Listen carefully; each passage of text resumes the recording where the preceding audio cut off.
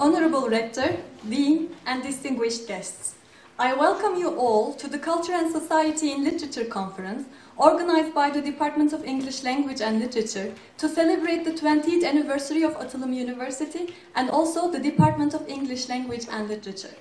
We gathered here to listen to papers on culture, society, and literature by esteemed academics today, and I would like to start the conference by inviting the chair of the Department of the English Language and Literature, Associate Professor Dr. Lerzan Gültekin, to give her welcoming speech.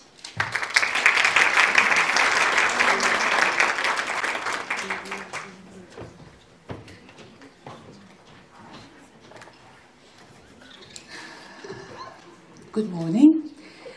Rector of the University, Dean of the Faculty, Professor Onega, Professor Menteşe, colleagues, participants, and students.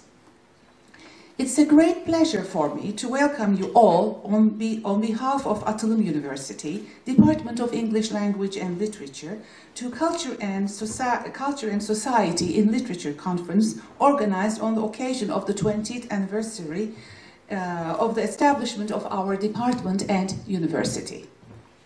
Atılım University was established in 1997, and Department of English Language is the first department of the Faculty of Arts and Sciences, which was established in the same year.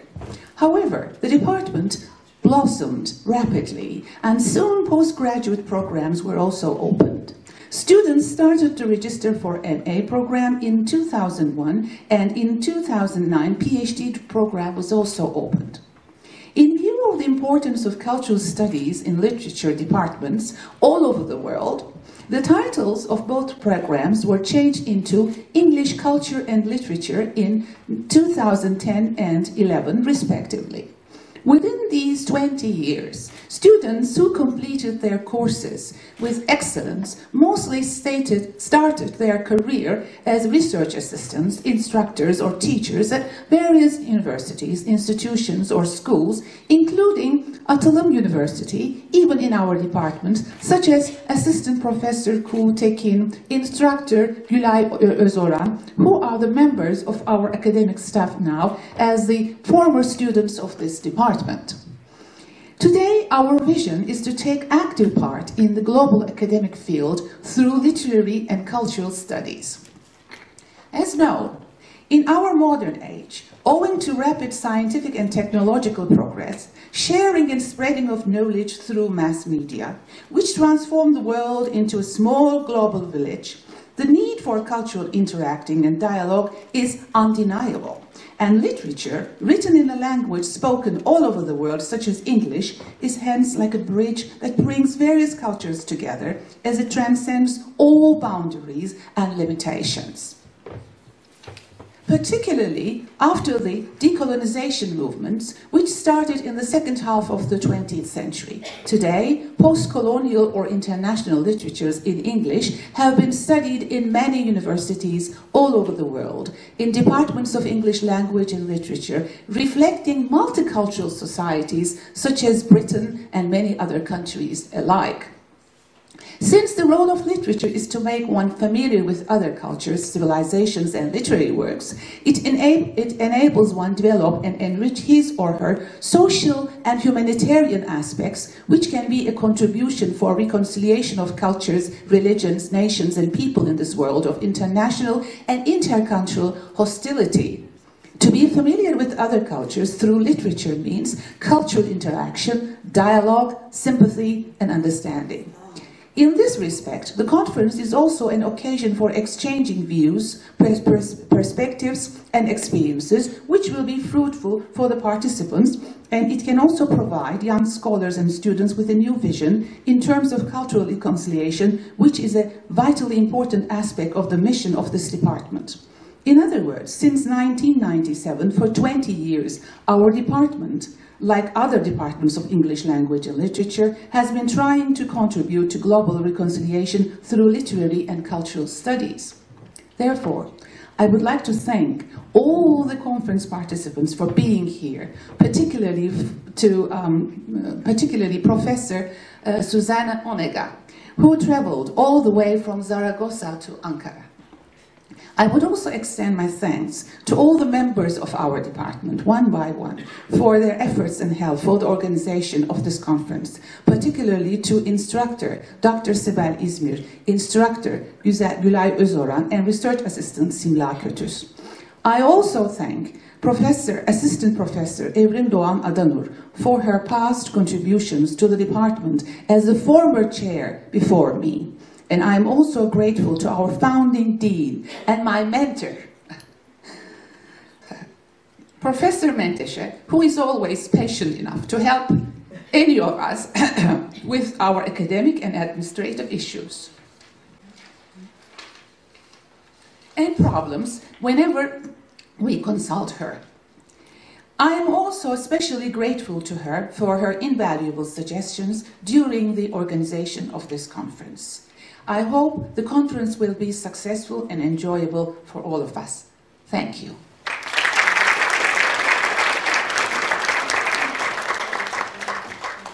And now I'd like to invite and now I'd like to invite the founding dean and former chair of our department, Professor Dr. Oyabatu Menteşe, for her opening remarks.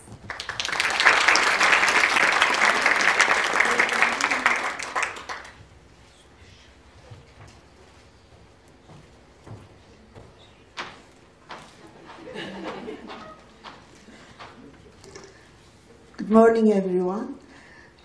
It's wonderful to see so many loved ones together.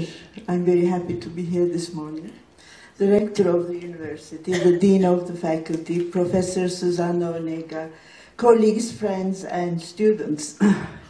It's a great pleasure once more and honor for me to be welcoming you all to this one-day conference organized by the Department of English Language and Literature on the occasion of the 20th anniversary of our department and faculty, in fact of the university. I would first like to thank the chairperson of the department, Lerzan Gültekin, Associate Professor Lerzan Gültekin, and her team for their great effort in organizing this conference so perfectly.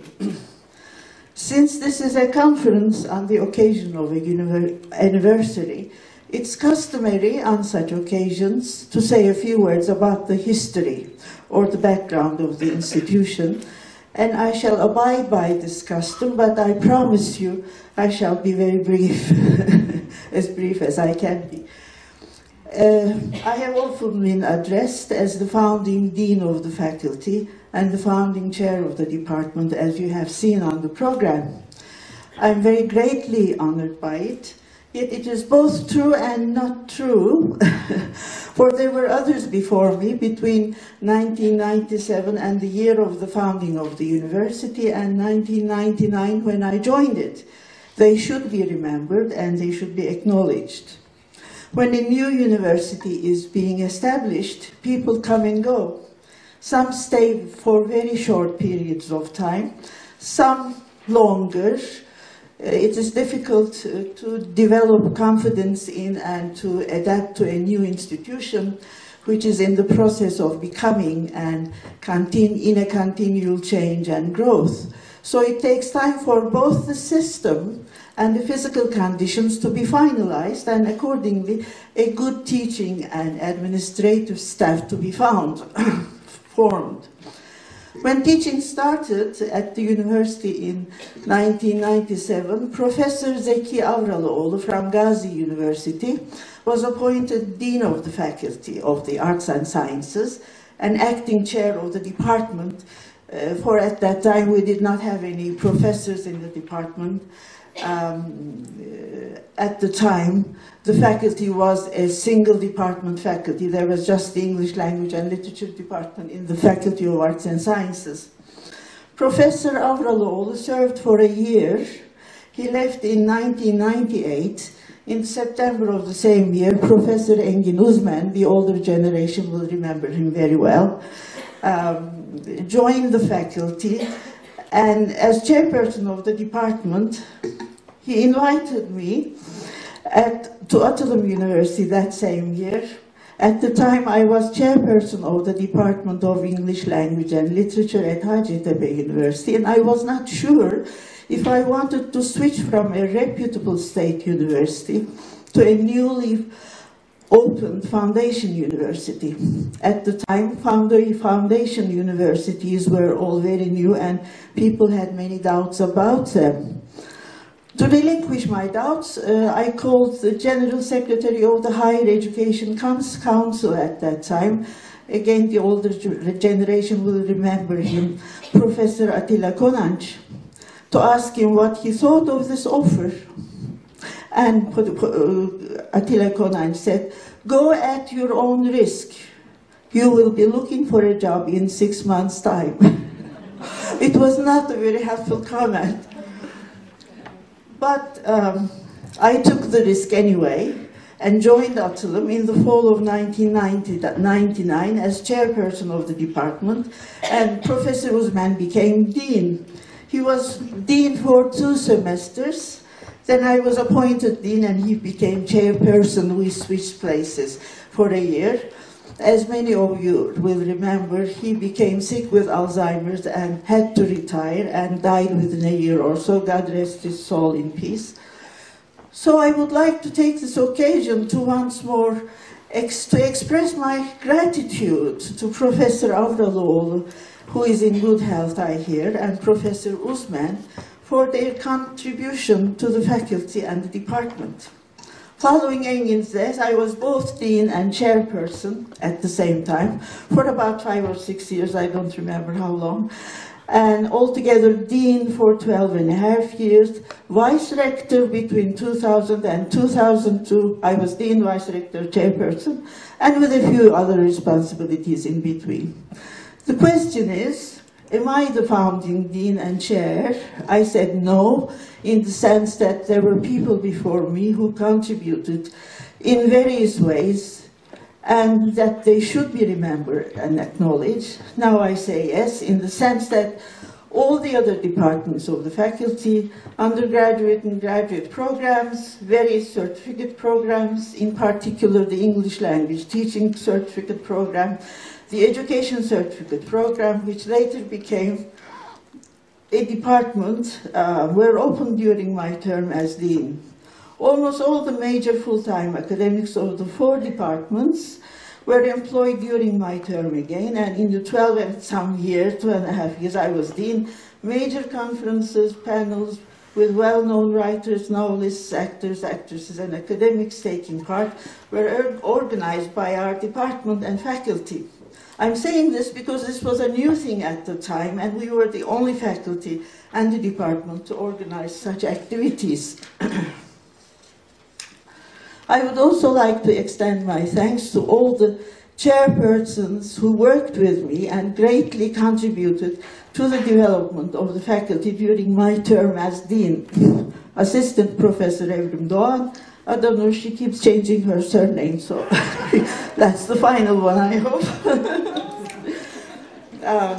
Assistant Professor Evrim Doğan Adanur, who became chair of English Language and Literature Department for 8 years after me. Associate Professor Ertan Gültekin, who was the first chairperson of the Department of Translation Interpretation for 7 years, who is now chair of the English department. Professor Berin Aksoy, the current chair of the Translation Department.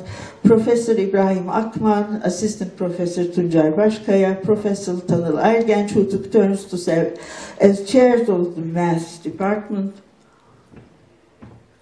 Excuse me.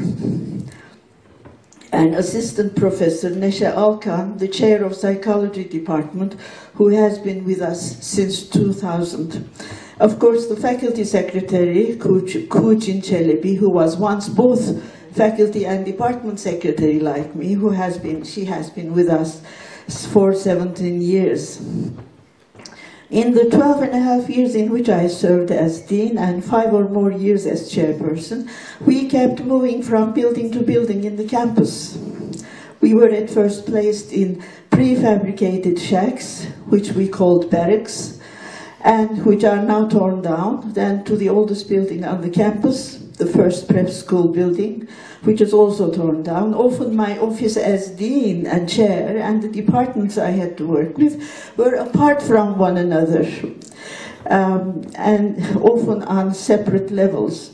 Then we were moved to the newly built Business Administration Faculty building. Then finally in 2008, we were given our own Arts and Sciences building. I worked in 5 different rooms and places before the office of the dean was established. When my term ended in 2012, Professor Belgin Elbir, who accepted my invitation and joined us from Ankara University, where she was chair of the English Language and Literature Department, became dean for 4 years. She is now followed by Professor Ayfer Altay, who was chairperson of the Translation and Interpretation Department at Hacettepe University before she came here upon my invitation again, which she gracefully accepted. I would like to thank both deans for the great work they have done and are still doing. Teaching had started in the fall of 1997, as I said, with 25 students. In 1999, when I joined the department, besides Professor Uzman and myself, there were 2 full-time staff, a linguist with an MA, an assistant professor with a PhD. Later, a British lecturer joined us. They left at different times for different reasons. Others came and went, as you know, it happens all the time. We had to employ a number of part-timers. Among our part-time academics, I must mention Professor Ayşegül Yüksel, who has a very special place in our hearts. I would like to thank her for taking time off from her busy schedule to teach our students and to contribute to the development of the department. So I needed to reconstruct the department once more as dean and chairperson and senior member. Excuse me. I asked my dear friend and colleague, Professor Gülsen Canlı, to share the burden with me. She accepted and joined the department upon her retirement from Hacettepe University, where she was dean of the Faculty of Fine Arts for 12 years. She has been with us since as one of our greatest assets. From Hacettepe University, Lerzen Gültekin had already joined us in 2000. Gökşen Aras came from Atılım Prep School. She is a Hacettepe graduate.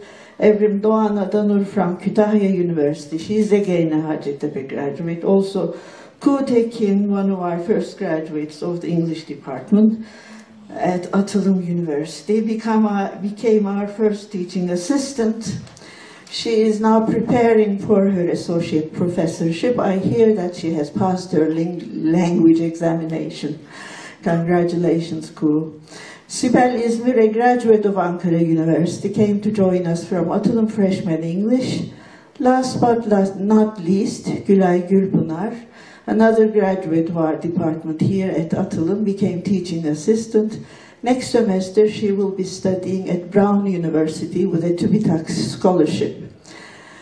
As I have mentioned before, Professor Belgin Elbir from Ankara University had joined us in 2012, and she has been a most valuable addition to the department. The youngest member of the department, Simla Kötüz, a graduate of Ankara University, has joined us only 5 months ago. I would like to thank all of the current members of the department for the hard work they have put in and are putting in to make our department a better place. So that was the short history. If you want the long history, you can come and we can speak and talk about it during coffee break. As I resume my talk, I would like to thank our distinguished guest speaker, Professor Susanna Onega, who kindly accepted to share this day with us for her most valuable contribution to the program. And to all my colleagues, friends, and former students from various universities who will be presenting papers or chairing sessions for their invaluable contributions to this conference. Thank you very much.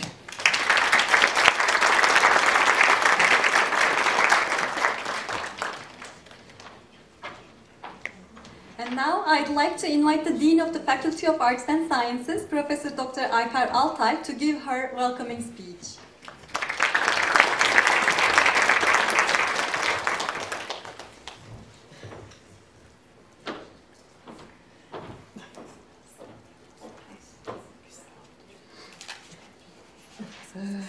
Honorable Rector of Atılım University, distinguished professors from other universities, dear colleagues, dear students, I would like to extend my warmest welcome to all of you for being with us early in this morning after all this traffic jam. I'm a newcomer. After having worked for 36 years at Hacettepe University, Oya Hocam invited me to join Atılım family, and I did, and I happily did.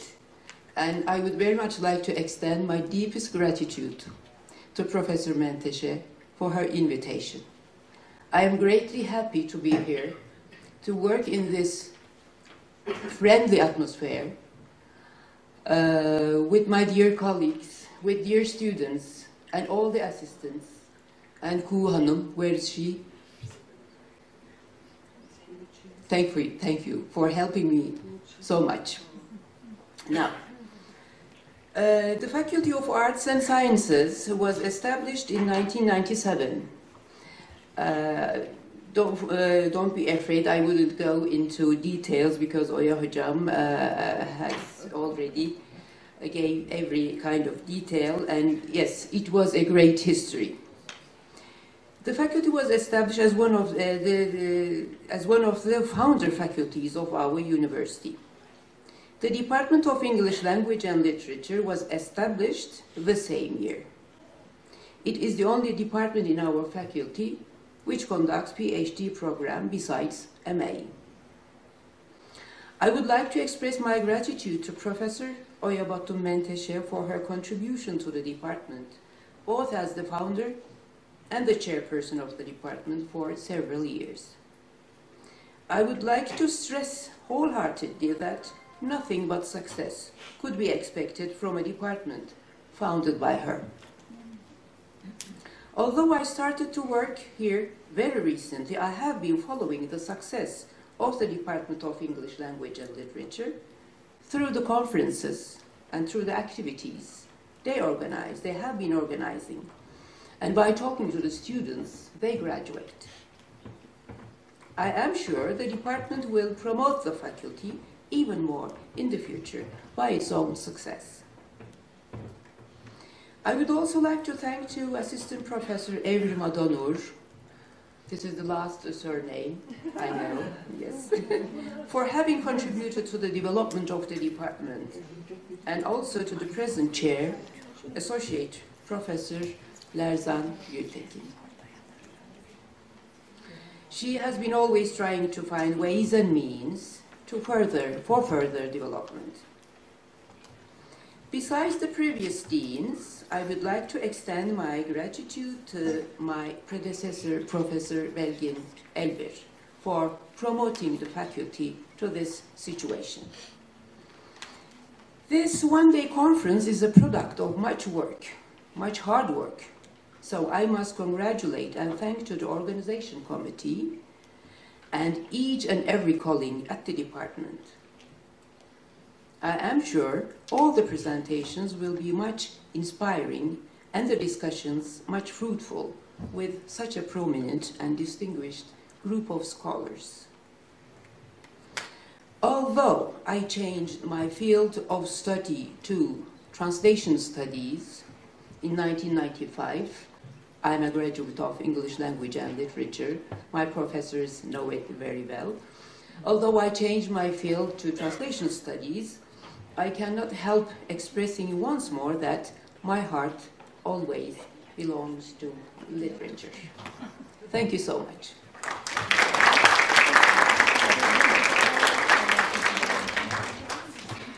And now I'd like to invite the rector of our university, Professor Dr. Yıldırım Üçtu, for his opening remarks.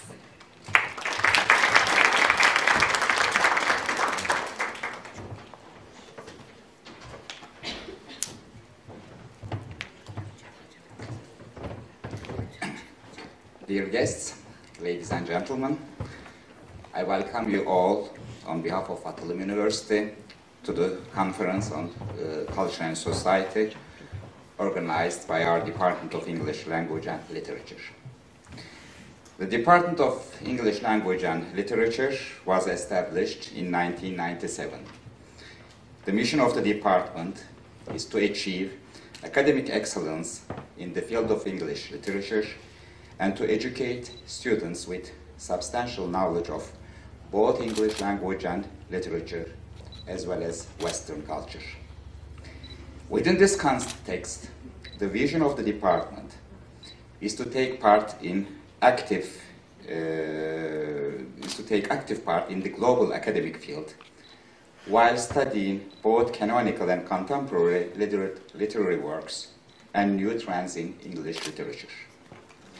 Therefore, students who graduate from the department have extensive theoretical knowledge about English literature and culture in every respect, which will help them compare and contrast English literature and culture with other literatures and cultures through works from different periods and genres.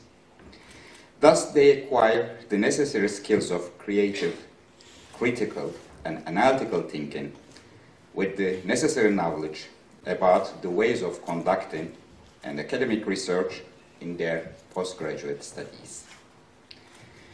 The Department of English and Language and Literature also offers other opportunities for students, such as double major and minor programs in translation and interpretation and international relations.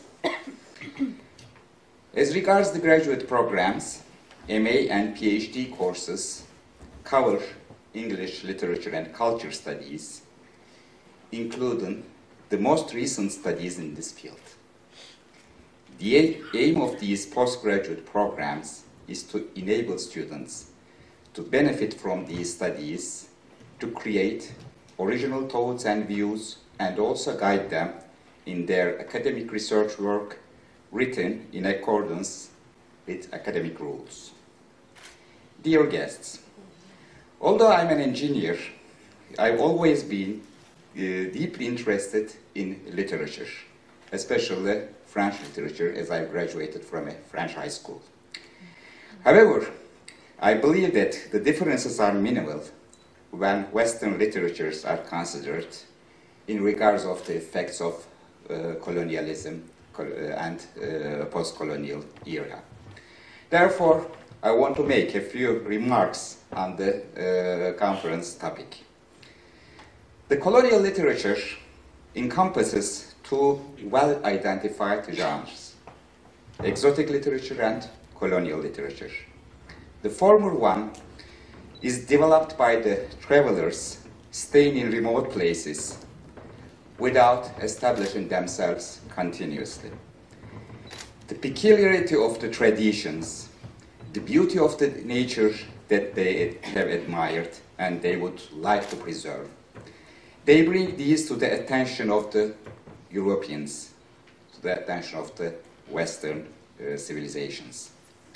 An example for is Pierre Loti, who in his novels that elapse in various countries such as Turkey, Senegal, Japan, even Polynesia, repeats incessantly distant love stories without any future.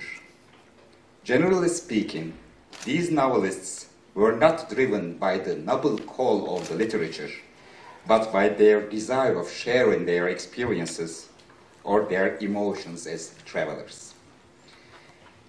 However, those who have settled in these remote places perceived their surroundings in a perspective less aesthetical, more interventionist, and more interested, the perspective of colonialization that's about to come. Another feature of this genre is that the colonial literature is more irrigated by geography than by history, as the former one was the main science of the late 19th century.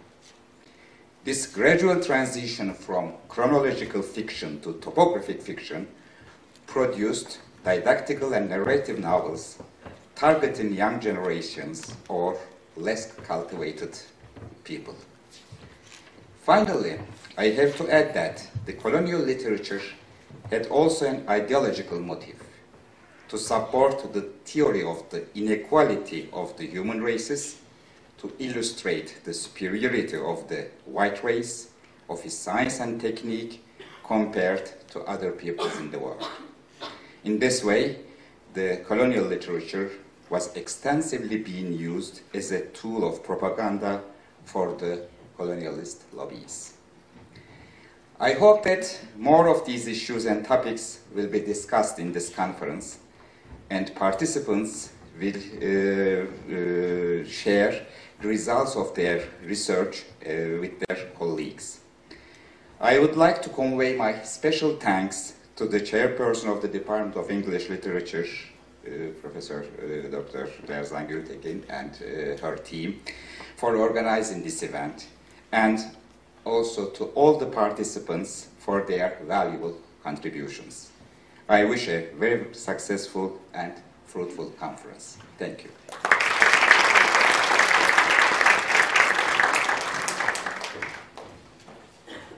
Now we can pass on to the sessions of the conference, and for that I'd like to invite Professor Dr. Oya Menteşe to chair our first session, and Professor Dr. Susanna Onega to give the keynote speech of the conference.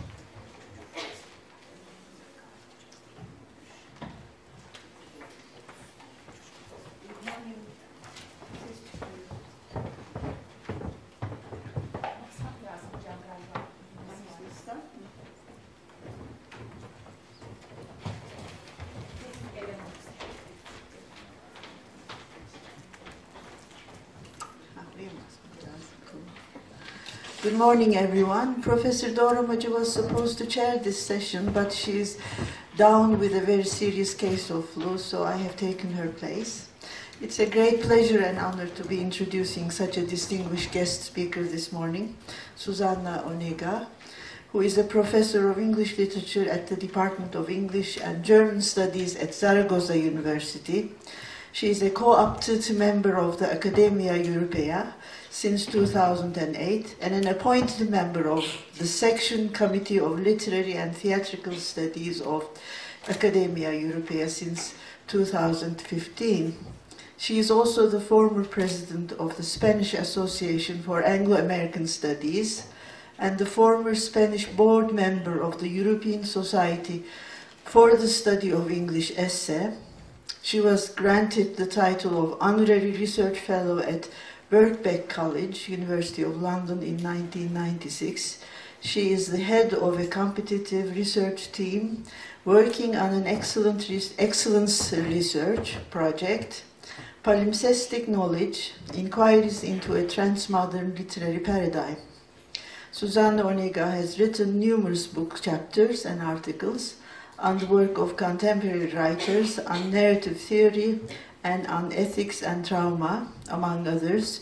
She is currently co-editing, also with Jean-Michel Ganteau, The Paradoxical Quest of the Wounded Hero in Contemporary Fiction. Professor Onega. Thank you very much indeed for your kind presentation. I'm very... Can you hear? Yeah. Yes? Is it on? No. Now? Yeah. Okay. That red light. That means it is on. It's on. Great. Well, thank you very much.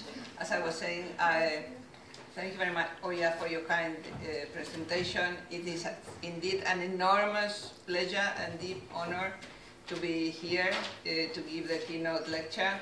I could not imagine in my dreams, you know, that you would choose me to be the keynote lecturer of such an important occasion for you, which is the celebration of your 20th anniversary. I also feel very, very well because I know that there is a lot of empathy surrounding me.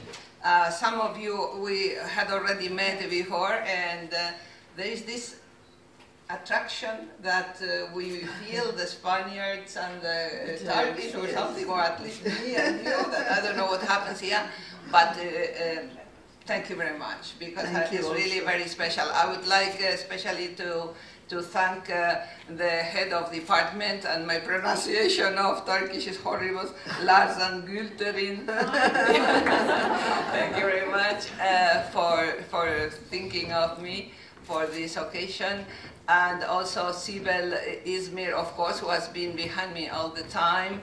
I'm deeply honored also by the presence of the rector and the deans and the vice deans and everybody. And above all, I am enchanted, charmed by having so many young people listening to me. I hope I will not be totally disappointing to them. No. So, I think there is a PowerPoint working somewhere. The title of my lecture is In Blake's Shadow, the Visionary Aesthetics of Peter Ackroyd and Janet Winterson. This was a subject that we negotiated, Sibel and I. I have been working on both authors for a long time, so some of you will hear things that I have already published in various places about them. Right, there you are. I have divided the lecture in two parts. Are you doing the thing? I can do. Okay, because there is no button here. Part 1 is about Peter Ackroyd, right? And then I will move to Janet Winterson and we'll draw a very short conclusion. In an essay fittingly entitled Postmodern Polemics, Hal Foster, after commenting on the great variety of points of view held by the critics when attempting to characterize the postmodern, argues that in the field of literature, the word postmodernism is an umbrella term used to cover two main widely divergent modes. One, related to post-structuralism, would be profoundly anti-humanistic in its metafictional critique of representation, while the other would be neoconservative in politics and deeply humanistic in its claim to return to history. Foster's distinction of a humanist and an anti-humanist trend within postmodernism brings to mind Peter Ackroyd's differentiation in his MA dissertation, Notes for a New Culture, between what he calls modernism and aesthetic humanism, the terms he uses to describe two opposed attitudes towards self, world, and language that, he argues, have competed against each other not only during the postmodernist period, but from the Restoration to the 20th century. This dichotomy draws on T.S. Eliot's distinction in the Metaphysical Poets between, I'm quoting him, the time of Donne or Lord Herbert of Cherbury and the time of Tennyson and Browning, that is, between the intellectual poet and the reflective poet, unquote. According to Eliot, the metaphysical poets, like the Elizabethan and Jacobean dramatists, and also like Dante and the 13th century Tuscan school of lyric love poets, possessed, I'm quoting, a mechanism of sensibility which could devour any kind of experience. But then, in the 17th century, a dissociation of sensibility set in, from which we have never recovered.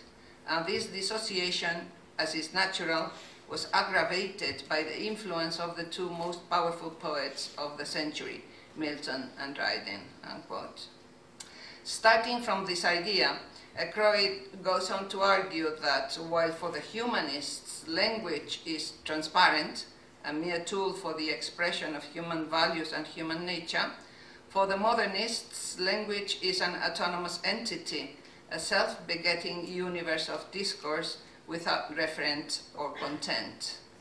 According to Ackroyd, aesthetic humanism reached its peak in the 1930s and 40s thanks to the work of new critics like F.R. Lewis, John Crow Ransom, and Clint Brooks, who defined literature in aesthetic and moral terms as the linguistic expression of human essence, and criticism as the study of a style.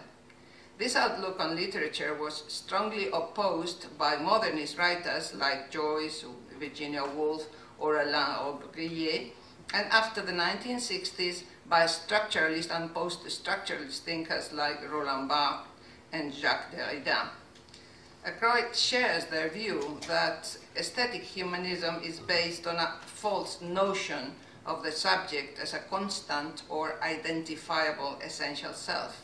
In fact, they contend the subject is better described as a process, an interaction of material, historical, social, and psychological factors, each of which is in turn determined by and forms part of numerous other processes.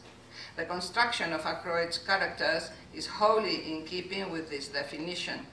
What is more, echoing the centrality granted to writing by Derrida, Ackroyd rejects the traditional humanist distinction between the various kinds of discourse and between the association of literature with falsehood and of history and biography with truth. Thus, in novels like The Last Testament of Oscar Wilde or The Lambs of London, Ackroyd self-consciously blurs the generic boundaries between history, biography, and fiction, while in his most ambitious biography, Dickens, he undercuts the traditional chronological arrangement of Dickens's life with 7 metafictional interludes combining historical events lived by Dickens with fictional episodes from his novels. The reader is surprised to find, for example, Dickens talking with his characters, leading a true conversation about the nature of poetry and art with T.S. Eliot, Thomas Chatterton, or Oscar Wilde, while they wait for William Blake, or even talking with Ackroyd himself about his biography. In the last but one interlude, Ackroyd is interviewed by an academic about his aim in writing the Dickens biography, while in the last one, the writer confesses to the reader that he has, I'm quoting, only dreamt once of Charles Dickens, and that in his dream he was still alive, even as he was writing his biography of him, unquote. Though realism-biased critics tend to explain Ackroyd's constant trespassing on generic ontological and chronological boundaries and his disregard for originality as examples of a postmodernist playfulness, totally devoid of ideological depth, in fact, they respond to Ackroyd's well-thought-out visionary aesthetics. In a book on the evolution of the supernatural in English fiction, Glenn Cavaliero offers a significant new perspective on the understanding of the difference between realist, or in Foster and Ackroyd's terms, humanist writers like Henry James, Margaret Drabble, Iris Murdoch, or A.S. Byatt, and postmodernist writers with an anti-humanist aesthetics like Ackroyd, Ian Sinclair, Michael Moorcock, or Janet Winterson. While Foster, as we have seen, characterizes humanist writers as conservative and anti-humanist writers as experimental, Cavaliero argues that the distinction really lies in the writer's response to the claims of spiritual experience. While realist writers see matter as the primary reality and can only account for the claims of spirituality in intrusive or demonic forms, supernaturalist writers have an older way of considering and experiencing the world. The magical, that would be quotation 6? Yes. Yep. The magical imaginative view represented in the Neoplatonist, the alchemical, and the sacramental Catholic traditions, for which matter is itself the expression of a spirit, finally only to be known, even if never to be finally understood, in corresponding terms. The physical world is both an image of the invisible one and an aspect of it, unquote. As is suggested by Cavaliero's allusion to the magical imagination, the origins of the supernatural or visionary conception of reality may be traced back to what cognitive neuroscientist Merlin Donald calls the mimetic mind. That is to say, the ability to mime or reenact events imaginatively after they have taken place. This exclusively human capacity to recreate past events imaginatively by means of gestures and language provided our archaic ancestors with a formidable tool, not only for the transmission of information that was vital for the survival of the species, but also, and most importantly, for the construction of myth, ritual, religion, and literature, symbolic systems, all of them aimed at coming to terms with self and world. In the Western world, the supernatural conception of art and literature reigned unchallenged from the ancient Greek philosophers until the age of reason.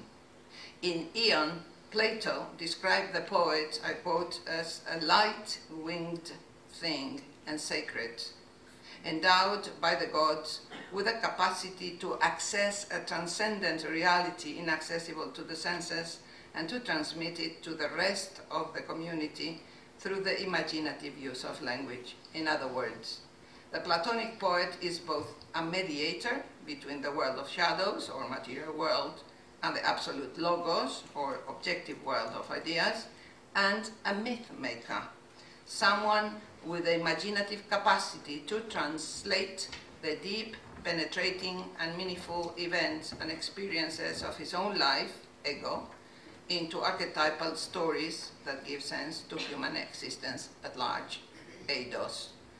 Edward Campion, a secondary character in Ackroyd's more visionary novel, English Music, describes this process of translation from the particular into the general or archetypal as an act of the imagination that resembles the unconscious experience of the child or lovers.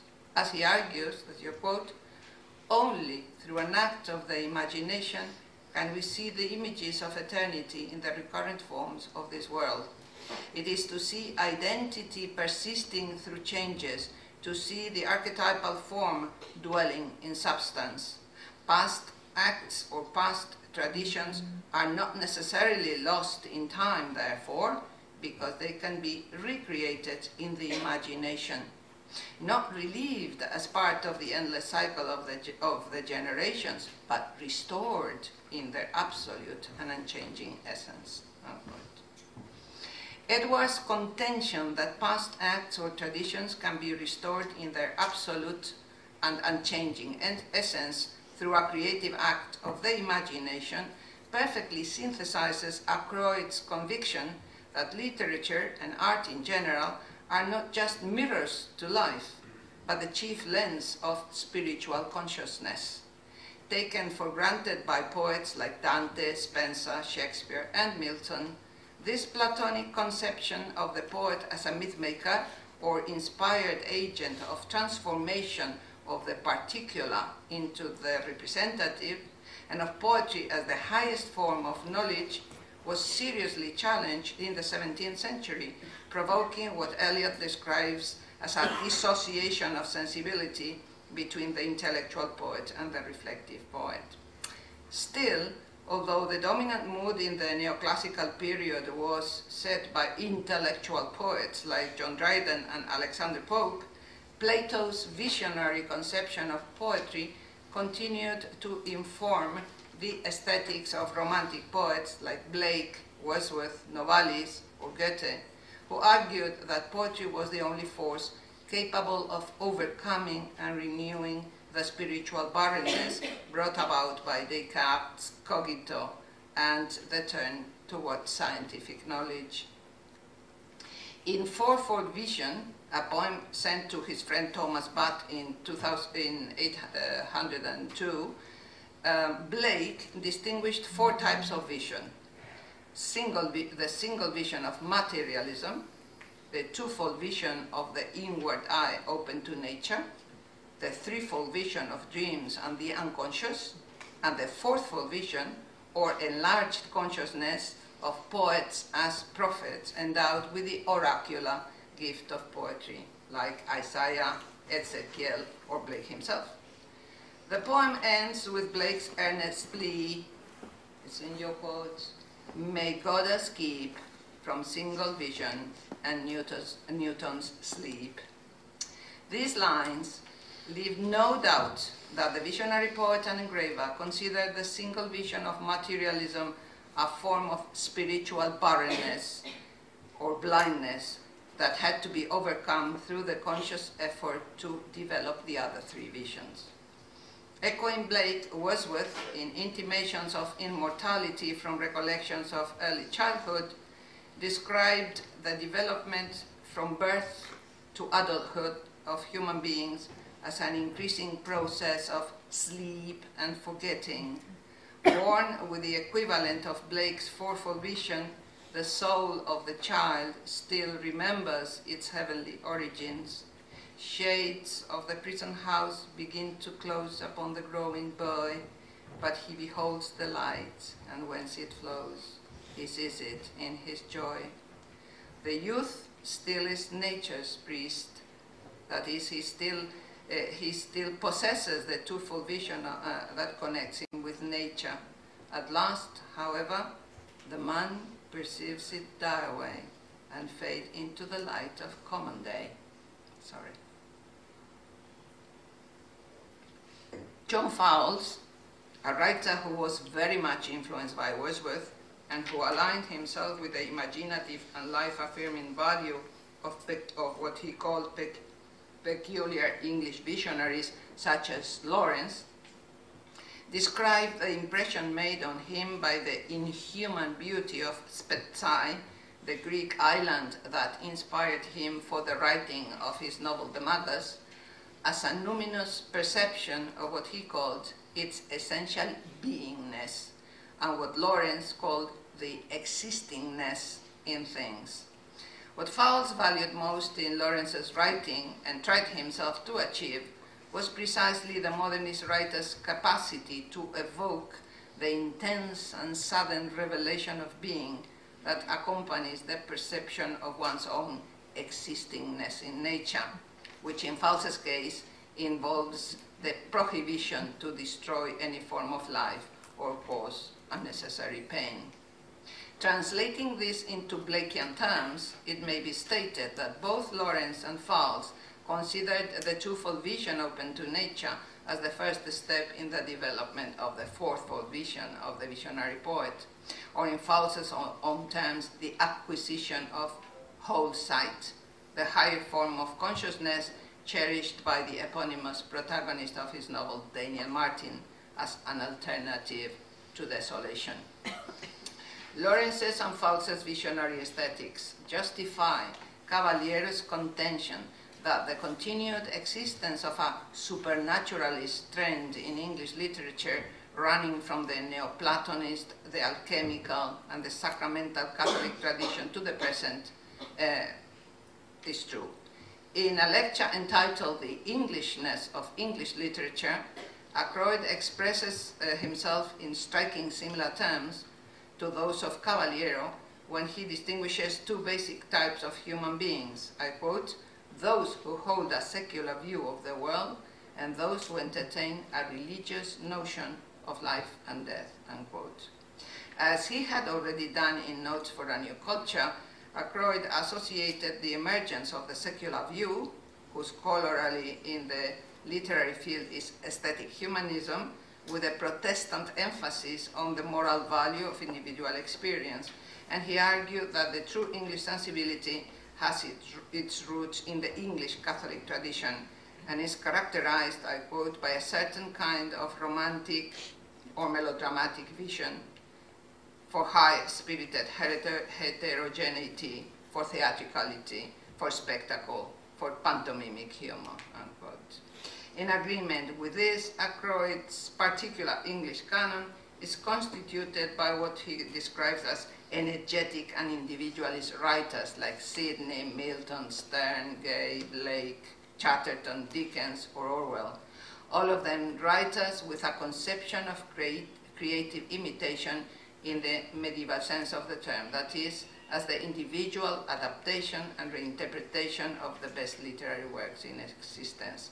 Thus, while according to Harold Bloom, the younger poets stand in an Oedipal relation to their strong predecessors and are assailed by a strong anxiety of influence, Ackroyd argues that the writers in the English visionary tradition do not seek to assert their individuality and originality, that the real aim is to find the patterns of continuity with the canonical works of the past that would provide them with the right kind of national image. Ackroyd's idea that there are patterns of continuity connecting the successive generations of writers in the same cultural tradition can be traced back to the modernists and further back to William Blake. As is well known in Tradition and Individual Talent, Eliot argued that the existing monuments of literature form an ideal order among themselves, and that, I'm quoting, no poet, no artist of any art has its complete meaning alone. His significance, his appreciation, is the appreciation of his relation to the dead poets, the dead artists. In A Room of One's Own, Virginia Woolf made a similar claim when she asserted that, I quote, masterpieces are not single and solitary births. They are the outcome of many years of thinking in common. This idea, later developed by Northrop Frye into a fully fledged theory of literary modes, was taken for granted by William Blake, as he believed that the particular forms generated by each writer in the history of literature are projections of what he called the one central form of the imagination. Robert Bertholf and Annette Leavitt offer indirect insight into Ackroyd's aesthetics in the introduction to a book called William Blake and the Moderns, when they set Blake's conception of literary creation against Harold Bloom's theory of the anxiety of influence and give Blake's relationship to Milton as an example. As they explain, according to Blake, the poet's occupations, I'm quoting, are not driven by a creative anxiety into intricate procedures of misreading in an effort to do away with his predecessors. On the contrary, the poet seeks out, both consciously and unconsciously, influences, attunements, and disruptions that provoke his awareness of his engagement in a literary history of recurrent forms. Therefore, if Blake had not taken up Milton's Paradise Lost, for example, as a projection of what he called the one central form, that omission would have been an indication that Milton's poem had so mismanaged itself that it was not part of the common form of the imagination's life. In other words, Blake thought that Paradise Lost was an important manifestation of the central form of the imagination, but he disagreed with Milton's interpretation of the Bible, as he believed that the Puritan poet suffered from the single vision of rationalism, which, as we have seen, he considered spiritually blinding and evil. Therefore, Blake wrote Milton a poem as his own complementary contribution to the one central form.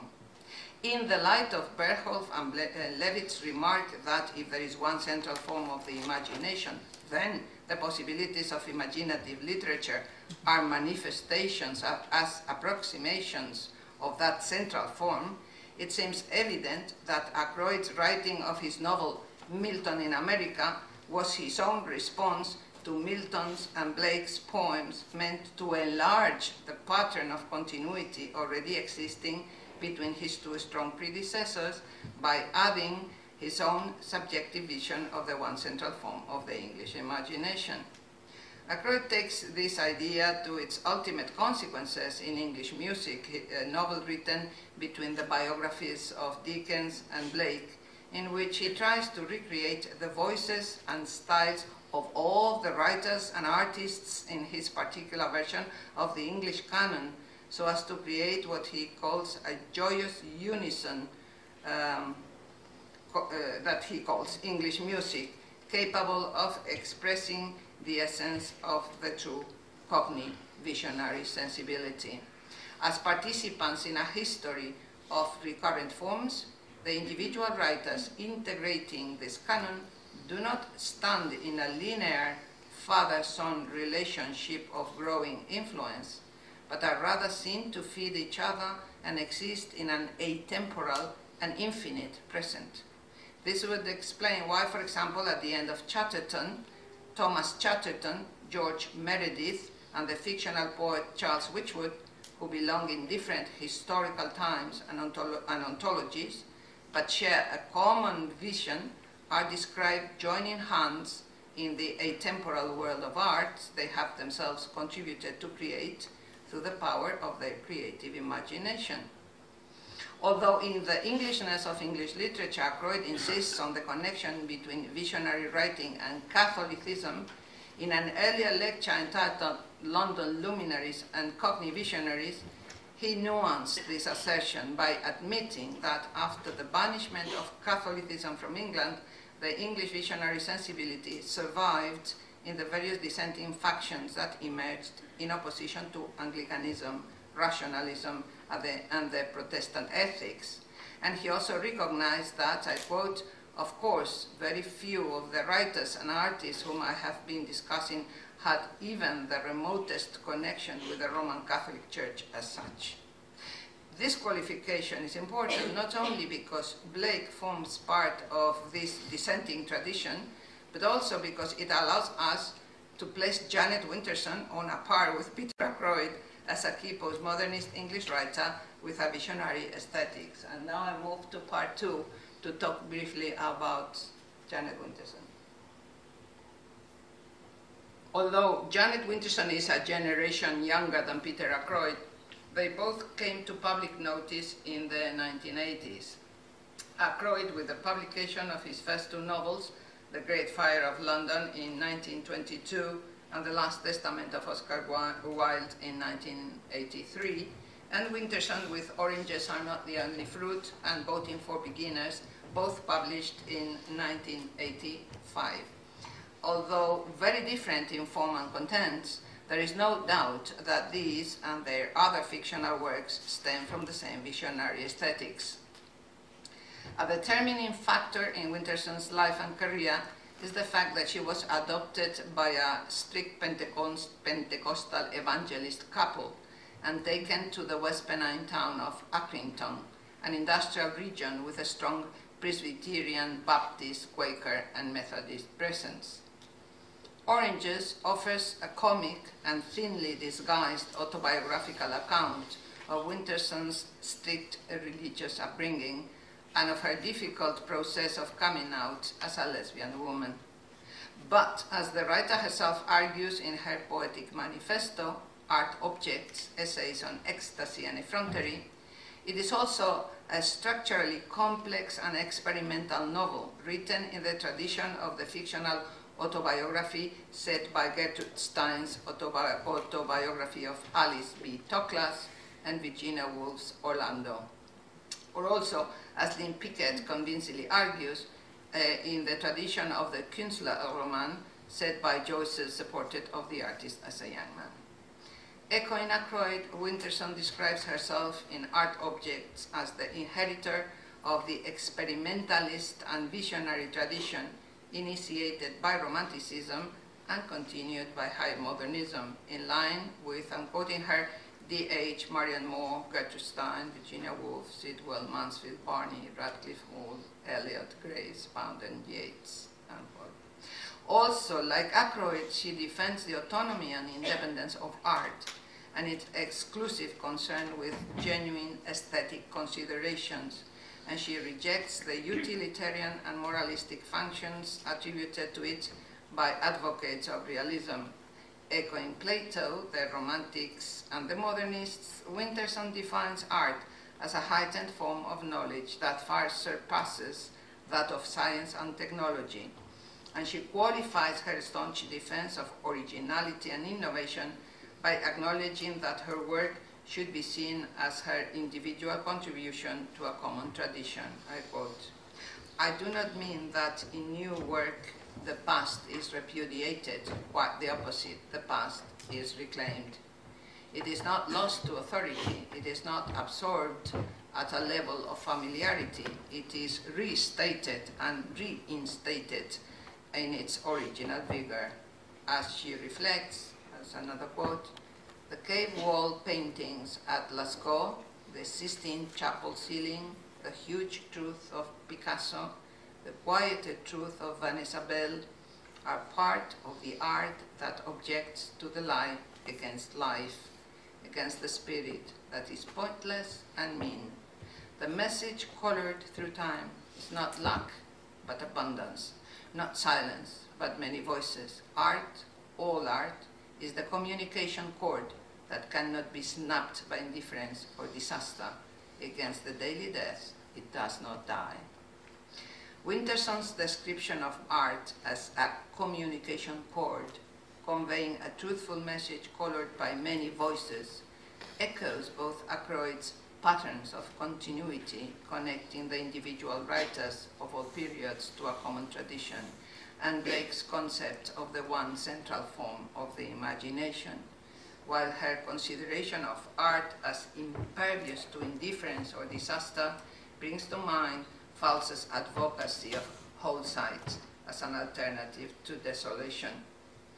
A key notion in Plato and Aristotle's conception of art that is also a salient feature of the visionary aesthetics endorsed by Ackroyd is the consideration of speech, logos, as the primary act of creation, poiesis. Similarly, Winterson places language at the center of all types of artistic creation and defines the artist as, I'm quoting her, an instrument of transformation, unquote. Someone with the capacity to translate the particular occurrences of everyday life into the universal language of art. Just as Ackroyd considers biography, fiction, and history simply as different forms of writing, so Winterson argues that the various arts differ only in that they make use of different foreign languages that require a significant effort to command. I'm quoting, an effort anathema to popular culture, effort of time, effort of money, effort of study, effort of humility, effort of the imagination, unquote. In order to carry out this task of translation or transformation of the particular into the representative, the writer must be gifted with an exceptional sensibility combined with an outstanding control over words and a passion for language that could not be felt by anything or for anyone else. As she observes, I quote, the common theory of the artist as one possessed is well known, but I think it truer to call the artist one in possession, a full possession of a reality less partial than the reality apprehended by most people. After thus giving an ironic turn to Plato's definition of the poet as shaman, she argues that the true writer is characterized by an obsessive single-mindedness of purpose, an elusive chase after perfection, comparable to the search for a holy grail. In keeping with her visionary conception of the artist as myth-maker, Winterson points out that the only events of the individual life that are liable to be translated into the language of art are the penetrating and meaningful events that produce complex emotions and give rise to strong cultural taboos such as sex, falling in love, birth, and death. Thus, in her search for a higher and unitary truth capable of providing, I quote, the shape we need when our own world seems most shapeless, unquote, the artist creates emotion around the forbidden.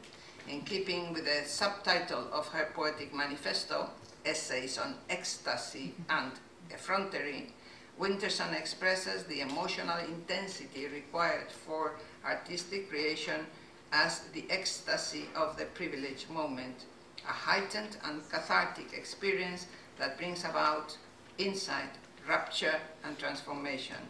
Her words bring to mind Stephen Dedalus's enchantment of the heart, the medical expression he uses in a portrait to describe the epiphanic moment of creation when he manages to transform his personal feelings for a girl into a villanelle, into a poem. What Joyce's artist in the making describes in terms of religious ecstasy and epiphanic inspiration, Bernard, the writer in Virginia Woolf's The Waves, expresses as the collapse of the barriers between self and world, one of those sudden transparencies of the mind through which one sees everything. In either case, the effect of the creative act is one of liberation from the limitations of human nature and the acquisition of true knowledge, or in Blake's terms, of the fourfold vision of the poet as prophet, allowing for the perception of the thing's essence, what Fowles called their beingness, and Lawrence, the existingness in things. After this epiphanic experience, Stephen Dedalus is no longer tempted by the idea of becoming a Catholic priest, and he decides instead to become a priest of the eternal imagination, thus rejecting the possibility of, I quote, wielding calmly and humbly the awful power of which angels and saints stood in reverence, unquote. His decision foreruns that of the fictional Janet in Winterson's first novel, Oranges Are Not the Only Fruit.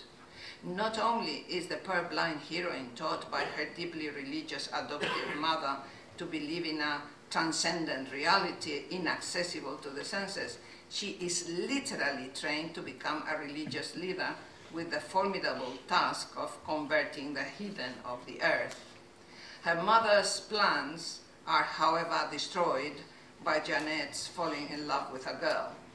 At the climactic moment of having to decide between acknowledging her homosexuality and so become a mature lesbian woman, or comply with the astringent morality of her religious community and so be unhappy and self-fragmented forever, Janet presents her crux in sheer Blakean terms as having to choose between being a priest or a prophet. As she reflects, I quote, "I could have been a priest instead of a prophet. The priest has a book with the words set out, old words, known words, words of power, words that are always on the surface, words for every occasion. The words work. They do what they are supposed to do, comfort and discipline," unquote. As she further notes, while the priest's power lies in the enforcement of ready-made dogmas, I quote, "The prophet has no book. The prophet is a voice that cries in the wilderness, full of sounds that do not always set into meaning. The prophets cry out because they are troubled by demons," unquote. The literary conceptualization of the visionary poet as prophet may be traced back to the Defense of Poesy, where Sir Philip Sidney describes the poet or Veit in Platonic terms as, I quote, "a diviner, foreseer, or prophet." However, it was Blake who fully thematized this concept and handed it over to the Romantic poets, who further explored it, as Shelley does, for example, in A Defense of Poetry. In The Marriage of Heaven and Hell, Blake draws a sharp distinction between priests and poets as prophets. He characterizes the priest as the villain who conceptualizes the metaphors of desire, giving birth to transcendental gods and dogmas that he uses as instruments of power, while the prophet is the just man, inhabited by poetic genius, someone whose senses discovered the infinite in everything. The distinction is further developed by Blake in the Book of Urizen, where the correlation between Urizen, the archetype of the priest, and Los, the eternal prophet, provides the poem's central and recurring theme. With these ideas in mind, it seems evident that by writing Oranges, Janet Winterson was situating herself in Blake's shadow, or as Blake would have put it, adding her own subjective version of the difference between single vision and poetic insight to the one central form of the imagination. The fictional Janet's dismissal of the comfortable and socially respectable life of a Pentecostal evangelist priest for the solitary and precarious life of a prophet, crying out her own truth in the wilderness of materialism, situates her in the position of Blake's prophet Los in Jerusalem at the climactic moment of his declaration of individual creativity and freedom, when he tells his weeping spectre, I quote, "I must create a system or be enslaved by another man's. I will not reason and compare. My business is to create." unquote. This fact reveals the fictional Janet not so much as the protagonist of a lesbian Bildungsroman in the realist tradition of coming out, but as Winterson forcefully argues in Art Objects as the protagonist of a fictional autobiography in the modernist tradition, with Winterson's alter ego revealing herself as a visionary poet in the making. In the later novels, Winterson's protagonists will invariably enjoy an inborn prophetic vision comparable to that of Wordsworth's children. This is the case, for example, of Jordan in Sex in the Cherry, Stella in God's Symmetries, Ali in The Power Book, or Perdita in The Gap of Time.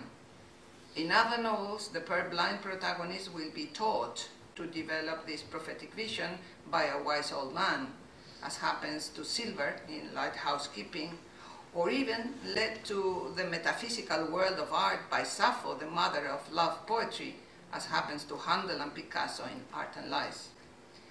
This fact points to Winterson as a writer in the supernatural visionary tradition, running from Plato, Dante, and Signy through Blake, Wordsworth, and Shelley to Joyce, Woolf, Lawrence, Fowles, and Ackroyd. And I reach my very brief conclusion now. Am I doing okay with time? Oh, fine. Yes? Okay, thank you. You will be disappointed now with the conclusion. Thank you very much for a very interesting paper. I have learned so many new things. Oh, I thought you were finished. No, you have reaching the conclusion. Oh, the conclusion. Fine, fine. But it's one Sorry. page. It's one page. No, that's why I say you are too early to. Fine. But if you, I can finish here. No, if you no, want. no, no, no, I don't Shall want read it. the I'm conclusion? sorry. No? No, I don't want it. Because we're late. I thought Okay. you'd come No, thinking no. of it. It was my fault. Yes, please. So, conclusion. In the biography of William Blake, Peter Ackroyd points out that, unlike the ancient Greeks, Blake did not believe in a metaphysical realm beyond or above the human plane of existence, that he was convinced that the only way of transcending the human condition and our life in time is by means of the imagination, which Blake considered to be man's spiritual or cosmic body. This conception of the imagination is crucial for the understanding of Blake's system, since at the heart of his visionary outlook on artistic creation lies a leap of faith in transcendence. Like Blake, Ackroyd and Winterson postulate the higher truthfulness of a reality imagined into being by the poet as prophet and transmitted through the highly troped and symbolic language of literature. But they deny the existence of a metaphysical reality above or beyond the phenomenological world. Blake's way out of this apparent contradiction was to contend that truth cannot be told properly without belief immediately following, thus making the truthfulness or falsehood of the imagined world wholly depend on the writer's and the reader's capacity to take the vision as true. This anti-visionary pull in Blake's system may be said to forerun the parodic undermining of visionary motifs and the anti-mimetic insistence on the textuality of the created worlds that has become a recurrent feature in the writings of Peter Ackroyd, Janet Winterson, Angela Carter, Martin Amis, and other visionary writers belonging to the postmodernist period. Taken together, the work of these visionary English writers justifies Hal Foster's contention that side by side with a neoconservative humanist trend, there is also in the postmodernist period a profoundly anti-humanistic and experimental trend, characterized by its metafictional critique of representation. As we have seen, Ackroyd equates this experimental trend with modernism and blames the new critics for the centrality granted to the humanist aesthetics in the 20th century. Foster's and Ackroyd's outlooks on postmodernism are reinforced by Patricia Waugh's contention in practicing postmodernism, reading modernism, that we should reject the view of cultural materialist critics that the rise of postmodernism brought about a radical break with modernism and romanticism, as in fact, quote, postmodernism as an aesthetic and body of thought can be seen as a late flowering romanticism. Echoing what Jürgen Schlegel, in an article entitled Cultural Poetics or Literary Anthropology, with a question mark, contends that the capacity of most materialist critics to provide a satisfactory theoretical paradigm for the analysis of literature has to do with the fact that they have ignored the knowledge to be gained from literature and have focused their attention on its social function instead, to the detriment of the conceptualization of literature as a heightened form of knowledge in its own right. Schlegel's alternative is to approach literature from what he calls a literary anthropological perspective, specifically aimed at the study of such historical aspects as man as a myth maker, and at analyzing the construction of world views through narrative fictions. Patricia Ward's contention that we should address postmodernism from an aesthetic perspective that would take into consideration its relation to romanticism, and Jürgen Schlegel's advice that we bring to the fore the anthropological links between literary creation and myth-making, may be said to express in theoretical terms the same ideas that inform the poetic manifestos and the writing practice of Peter Ackroyd and Janet Winterson, two salient postmodernist English writers with a visionary aesthetics, seeking to establish the patterns of continuity with their strong predecessors that would allow them to add their own creations to the one central form of the English imagination. And now Thank you very much.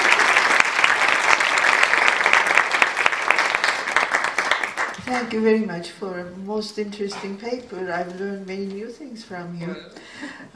The floor is open for questions and comments. I look at Professor Umur, expecting him to deliver his famous papers, pirate papers, and Burçin. You can hotly disagree, I love it. Susanna, since I've been urged by Oya to speak, so actually from your wonderful lecture, and it's a sweep of ideas across the centuries from Plato to the moment, what one feels is that at the core of Winterson and Ackroyd, talking about a transcendent vision of reality, you mentioned dichotomy also, is actually the Neoplatonic or Platonic transcendent vision, contrary to what I would call Ionian or Aristotelian empirical vision of reality. Yeah. And so in that sense, what Ackroyd called the dissociation of sensibility, romanticism then becomes the restoration of sensibility, again contrary to the rationalism and the Enlightenment that we see in the 18th century, beginning with Dryden onward. So I think the final quotation you give... the word he uses is palimpsest. So he imagines layer on layer of living people that tend to recreate, to reappear again and again and again in the same places. For example, in some areas, Whitechapel, you find Jack the Rippers all the time. He dies, but then there is another serial killer, and those are what his friend Ian Sinclair calls scarlet tracings. There is a novel by Ian Sinclair called Whitechapel Scarlet Tracings, and as if London was, you know, had invisible marks of the suffering of the people in various areas. And in London, what he is doing is accumulating, you know, the history of London from this perspective. So I think you should read it as a novel also. He's also adding his own impressions, right, about the historiography All the of time, London. all the time, all the time. I think he's problematizing history and biography altogether, and questioning the truth of what is being written there, the truth of the text, truth of the fiction and non-fiction. Fiction and non-fiction. No, as I said, not he doesn't care for the different genres. So he doesn't respect the boundaries between biography, fiction, or whatever. He puts everything, he calls it writing, which is very postmodernist. He says writing, piece of writing. So he doesn't see the difference. Thank you very much, Professor Onega. Nice. Okay. No, I just wanted to add that Aykroyd's account of London is just a kind of a cultural archaeology that he does in it, that you mentioned it. No, it's very detailed, yes. And very detailed. It's very detailed. It just brings back the, of course, Foucaultian idea, the archaeology of knowledge. Exactly. That's That's very good, yes, exactly. And then he writes another book called Albion, which is the mythical history of Britain, you know, so we have to go for lunch, I think. We have one more paper before lunch. Coffee break. Okay. Well, thank you very much. Thank you very much.